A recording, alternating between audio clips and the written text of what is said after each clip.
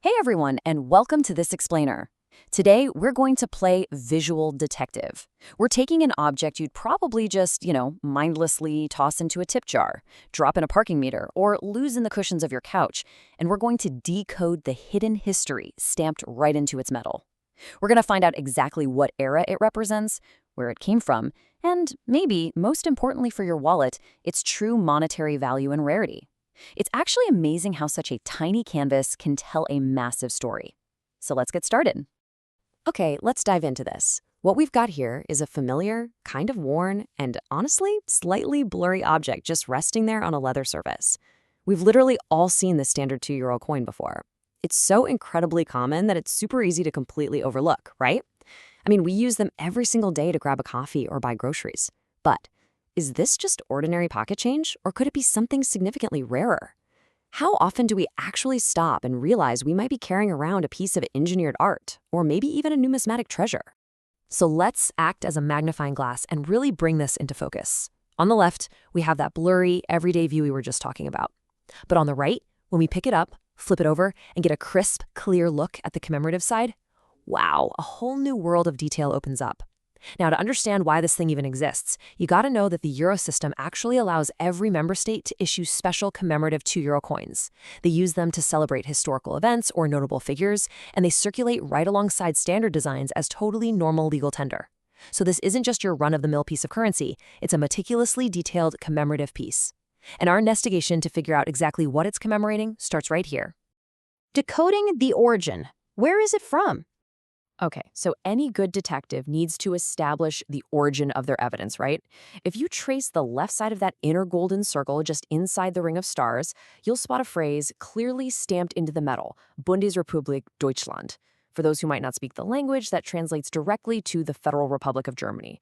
So right out of the gate, boom, we've established the undeniable country of origin for this specific coin.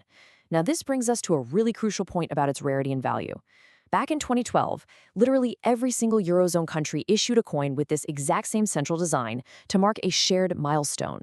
The text on the outer ring is actually the only way to tell them apart. And because Germany is such a massive economy, they minted over 30 million of these specific German versions. So despite its incredibly cool and intricate design, its rarity is, well, it's actually quite low. From a collector's standpoint, its monetary value is pretty much just its face value of €2, unless you happen to stumble upon one with a highly specific minting error. A decade in metal, the historical era. Now, what's really interesting about this slide is how it maps out the specific historical era stamped right onto the coin. We've confidently identified the where and the value, so let's shift over to the opposite side of the coin to uncover the when. This timeline is pulled directly from the engraving on the right edge. Notice how it starts with 2002. Honestly, it is hard to overstate what a massive logistical and historical milestone that year was.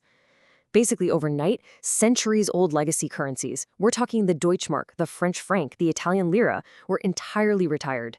Billions of new coins and banknotes had to be securely minted, transported, and handed out to over 300 million citizens. It was a completely unprecedented experiment in modern monetary union.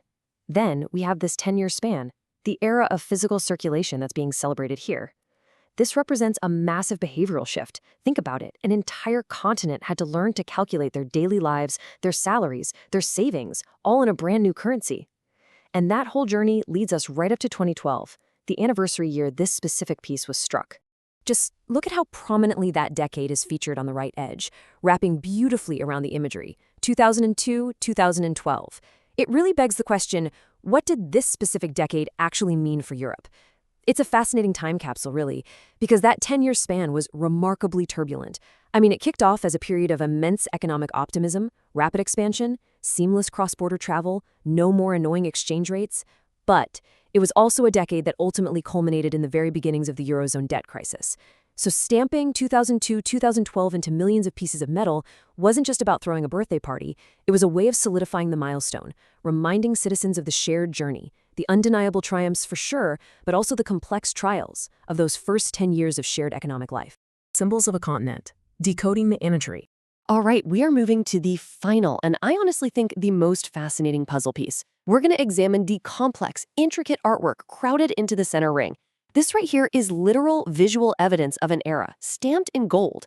At the top, we see a stylized family, these little stick figures holding hands. They represent the citizens of Europe and the societal integration the euro aimed to foster.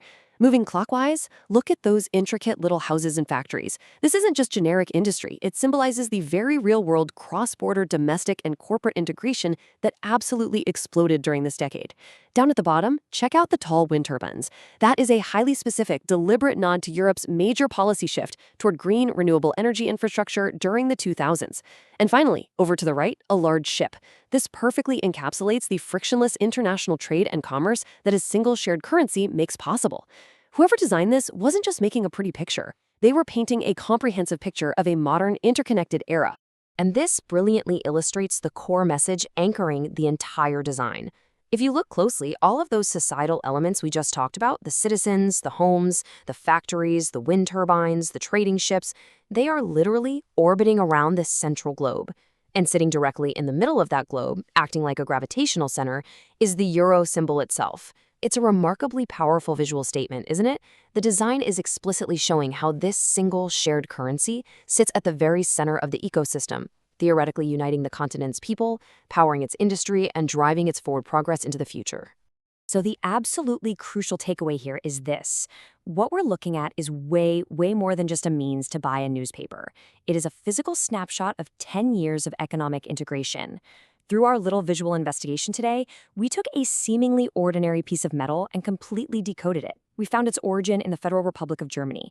We unpacked the rich, unifying symbolism of its massive 10-year logistical rollout from 2002 to 2012, and we discovered that while its high mintage of over 30 million means it won't exactly make you rich, it holds immense historical value as a tangible marker of a continent uniting. It kind of makes you reevaluate the mundane things you interact with every single day, doesn't it? Which leaves us with one final, provocative question to consider. What hidden stories do the everyday objects currently sitting in your pocket tell? Take a closer look today. Seriously, check the dates, examine the mint marks, decode the symbols. You might just be carrying a fascinating piece of history. Or, hey, maybe even a rare treasure. Thanks so much for joining me for this explainer, and keep observing the world around you.